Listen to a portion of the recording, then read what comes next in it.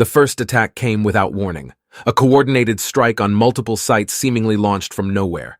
Scout patrols were annihilated in minutes by an invisible enemy that left no traces. Outposts and fuel depots erupted in flames as plasma bombardments rained from the sky, only to suddenly cease as our ships gave chase into empty space. It was but the first salvo in a conflict which would forever humble Admiral Corps' Grand Armada.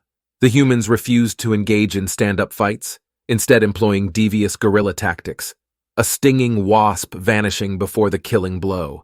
Their vessels were rarely seen, striking from the void's concealment to cripple cruiser drives or down shield grids with concentrated salvos, then fading away.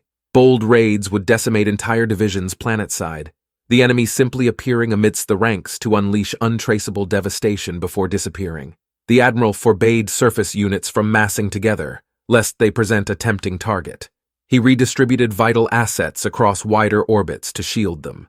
It did little good. The humans always found isolated ships and garrisons, striking them with overwhelming speed and fury. Larger patrol groups would arrive to reinforce too late, finding only wreckage and the dead. Before battles even commenced, our forces would be sprung from hiding to ambush advancing flotillas. An uncanny network of early warning sensors helped the humans anticipate our movements and turn our plans against us. Tiny stealth satellites lurked near every planet and moon, feeding targeting data to cloaked missile platforms in the outer system rings. From these unseen nests, swarms of small craft would emerge and savage invasion vectors. Like angry spirits they attacked, fading back into the ether between skirmishes. Only by reviewing each painful loss were clues found. Scattered signals, ghostly images, debris trajectories, hinting at their hidden launch points. But by then the humans had already abandoned them. Admiral Corps' officers came no closer to anticipating the next spectral onslaught. And with morale plummeting, desertion rising, some wondered if the humans were targeting mines as much as ships. The noose tightened, choking fleet movements to a stalled crawl. Entire battle groups orbited helplessly as fuel and munitions ran low, easy prey unable to escape.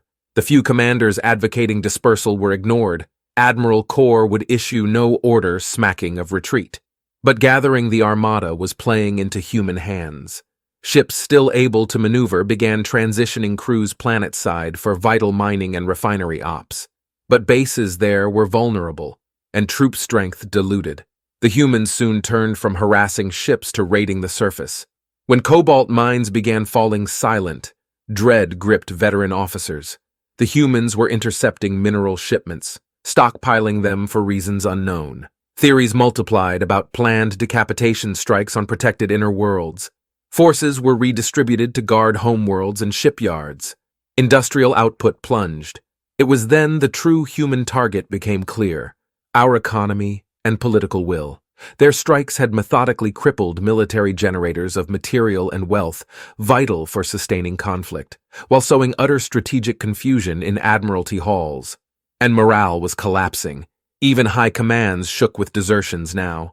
Meanwhile, recovered data revealed the humans had identified regime pressure points long ago. Selective abductions and assassinations had accentuated fractures in unity. With fleet actions paralyzed and leadership crumbling, human agents easily stoked in key factions that hungered for power themselves when the long night finally fell. Their exhaustion campaign had been prosecuted with sublime patience and precision, and in his glittering citadel, ringed by muttering betrayers, Admiral Corps still refused terms. But the last days of his foredoomed dominion were now numbered and known. His authority would not outlive this war.